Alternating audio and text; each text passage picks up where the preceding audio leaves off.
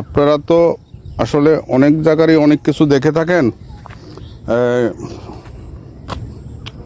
তো বর্তমান জমানায়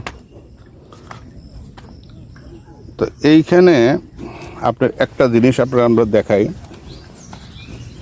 সেটা হলো পানির রংটা দেখতে পাচ্ছেন কিনা, সেটা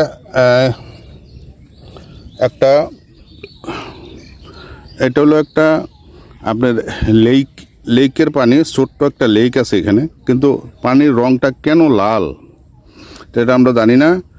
এটা দীর্ঘদিন যাবৎ এইভাবেই আপনার পানিটা আসতেছে, তো এই পানির রংটা লাল।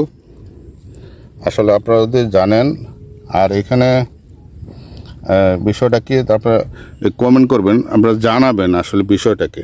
এই দেখেন